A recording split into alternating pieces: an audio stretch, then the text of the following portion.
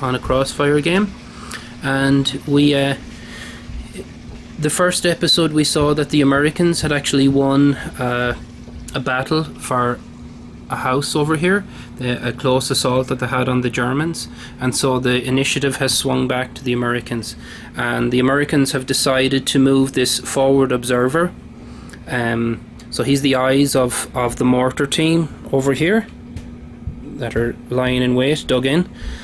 So the forward observer is going to be moved here. We're going to move him across this wall here and into the adjacent field here, where there's like rough terrain. And now we're still at the point, this is all at the beginning of the game there was a designated area for the American troops, deployment area if you like, and so this is still within the American area territory, so the Germans, he knows he's not going to be in this field here, so we can move him right in here. And for the purposes of this game, I have decided that this hill allows anyone that occupies the hill a kind of a sight advantage, a line of sight advantage in this game.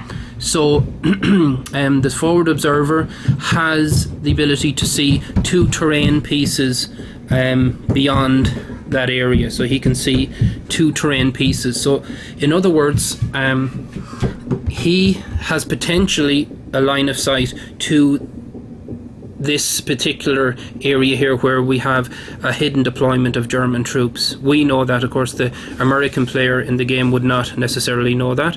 So he's going to search over this area. He wants to know, is it safe for his 3rd platoon to move into this field? He wants to, before he moves them forward, he wants to know, is this occupied? And this brings me to a part of the game where it's an alternative mechanic for scouting and spotting, and it was given by Ross from the Crossfire Yahoo group, and I thought it was a really neat idea. Before I give the idea, it wouldn't be for a competitive game. It really would be between 2 people who really trust each other, because there's so many ways you could cheat this, but without the presence of an umpire or a referee, this is just based on trust between the 2 players. And how it works here is that on each terrain piece I have hidden little chips that at the beginning of the game, both sides, the American player and the German player, this being the American side, they would place a little hidden marker on each of the terrain pieces. Like for example, the German player would have placed this green chip beneath this dead cow, and that would represent that there is an infantry platoon beneath here, so that's a hidden a German platoon hidden in that particular terrain piece. Move into this terrain piece and we check under a cow, and of course this is blue, so that means there's nothing actually there. I do place these blue ones just so it doesn't make it obvious if there's if it's kind of pretty obvious that there's a little chip beneath one of my animals or something. At least each terrain piece would actually have well, there's not under there, but each terrain piece should have its own little chip designating that there's nothing beneath that thing, so we have a little crater there. Anyway, so we have this forward observer, and he's going to try to find out he's going to try to spot this area in front of 3rd platoon, just so that they will have a safe advancement, just to be on the cautious side. So what we can do here, and what's suggested, is that under normal circumstances, if you remember, we had a situation where there was a D6 rolled for each unit involved in the scouting. So in this case, this platoon had one squad had a D6 to roll. The MG team, the other 2nd squad, and the 3rd squad each had its own D6. So in other words, it had 4 opportunities to roll a 6 for scouting this particular area. Now they didn't manage to do that, but let's see, can we do it using this other alternative method? So we're going to scout with the forward observer, and I'm saying that he has a better chance of actually spotting than a regular unit. So I'm gonna say give him a 4 in 6 chance of actually spotting. And of course, what would happen here is the German player would place within a little satchel or a bag. I'm just going to get one here now, and he would put in the 3 chips here, these representing the chances of the forward observer not actually spotting anything. But he would also put in the actual real chip. Now if this was a blue chip, the German player would be just throwing in another blue chip, and the American player would have no idea what's gone in there. So then the German player would hand this to the American player. The American player would just root in here for a piece, and he's after taking out, the American player is after taking out the green chip. So now the American player actually knows that there are German troops here. Now the nice thing about this little mechanism is that the American player would have taken that chip out of the sight of the German player, so the German player does not know that he's actually been spotted. So it's just a nice added little feature of that.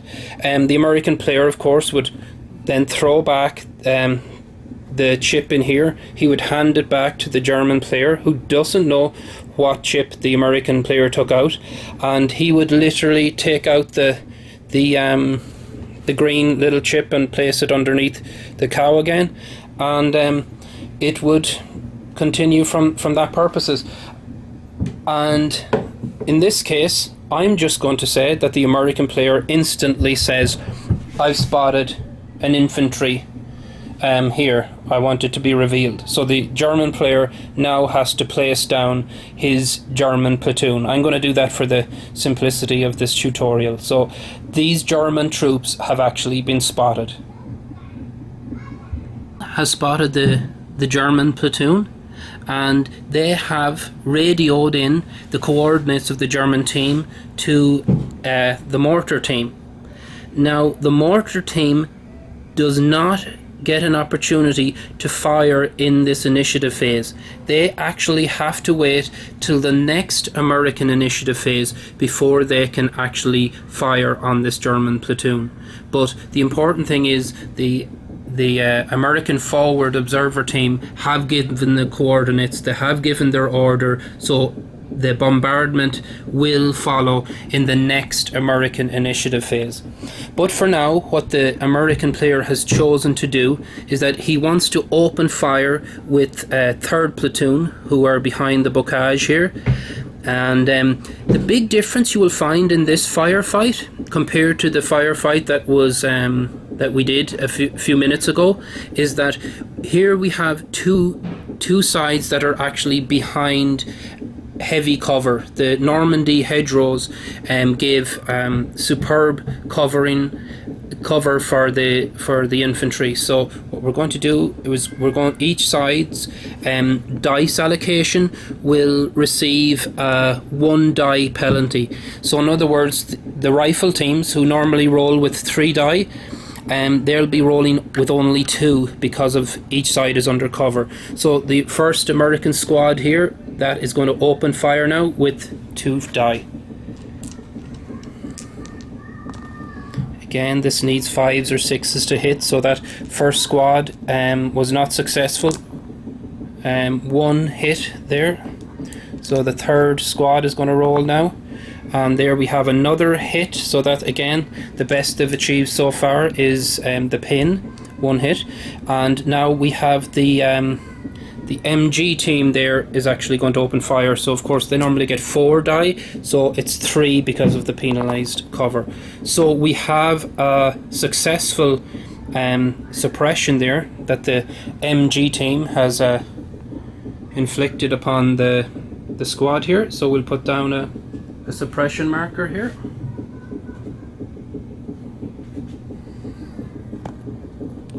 So of course, because they have achieved that suppression, they retain the initiative. So they're going to give it to the Germans all over again. So again, the first rifle squad, no hits.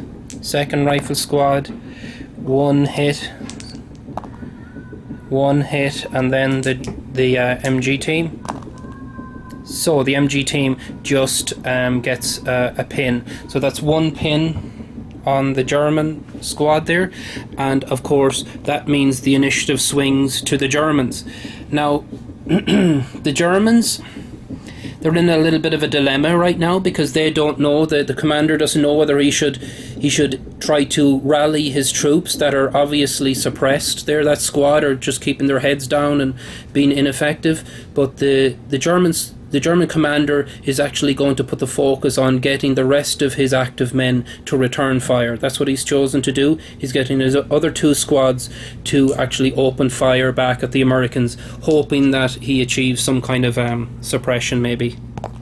So that's 1 throw, and he's just 1 squad left. And he's got lucky, and he has actually won a suppression there. So that means he's retained the initiative, and the American MG team has been suppressed. So that went well for him. So now that he's achieved that suppression, he's actually going to try to rally that squad there. That squad that's been suppressed, he wants them back in the action. So he's going to try to rally that team. Back the initiative, and they have been successful. They've retained the initiative with that firing. So they're going to move their platoon commander, who's not in line of sight, he's not against the hedge there. He's moving within a stand of his squad that's suppressed, and he's going to issue a rally order, and he will rally his troops here on a 5 or a 6 because they're regular troops, but because he's a +1 platoon commander, that means he will rally on a 4, 5 or a 6. So let's see how they get on here. 3. So that's been ineffective. He has not been able to motivate that squad to get up and get back into the fight. So now he has lost the initiative. It's swung back to the Americans here. Failed rally. So now, if you remember, the forward observer had actually called in the 82mm mortars to open fire. These are representing 2 batteries, these 2 mortar teams here. So that means that each of these mortars are going to fire down on this particular squad here, and they're going to be using 4 dice. Those particular mortars. So let's get 4 dice and see what kind of damage they're going to do. That's 1 hit. That's a pin. And that's another pin. So that was pretty ineffectual. That squad has already been pinned, so we don't have to do anything there. And unlike small fire, because it's just artillery or a mortar that has been ineffective, the initiative does not change hand in this case. It actually, the Americans still have an opportunity of firing. And what the Americans are actually going to choose to do now is that they're going to switch. Their fire is been pretty ineffective here. The Germans are in good cover. You know, they're pinning them every now and again, or maybe they're suppressing them, but the chances are the Germans may recover from that again. So what we're going to do, what they're going to decide to do, is that they're going to go to the first platoon. Their first platoon is in this house, and they're actually going to join the fight over here. They're going to get involved. So let's see what happens. Fight that's going on. So what the Americans have chosen to do is they're moving their attention to the to first platoon that have taken residence up in the house there. They've decided to move them into this field, then towards the hill here, and they're actually moving across here and into this lane. Now they are hoping they're hoping that there is no Germans within line of sight here, and the Germans have not reacted to this movement, and they have moved right up within close assault of this German platoon here.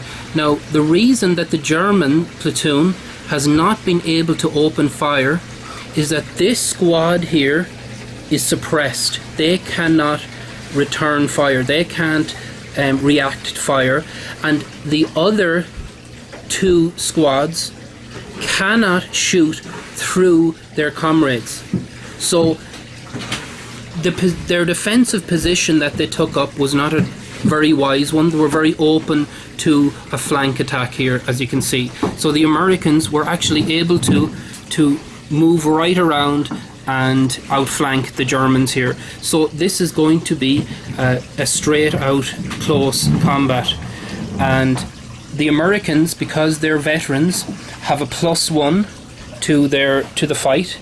They have one extra team. That MG team is an extra team that they have over the Germans, and also they have a +2 company platoon commander, with them. So that's a +4. The Germans, their only addition is actually a +1 for their platoon commander. Yeah. So let's just see what happens here then. We'll roll a die for each side. So the Germans are going to have to be extremely lucky to do well in this close combat. And that's a 1 and a 3. Now, despite the fact that the Germans have outrolled them, you can clearly see that the Americans still have the top score there because of the fact that they had that +4.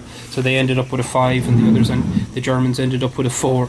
So that means that the Germans, that whole entire German platoon, are wiped out. They're routed. They're out of the battle, and the Americans have dealt a terrific blow in this battle. Germans platoon here have been completely wiped out. The American first platoon are still intact, and third platoon are a little bit shaken up after their encounter with the Germans there, but let's see, can they be rallied? And they're very close to completing their main objective, which is securing the crossroads. Can the Germans react to this, or is it all too late for them?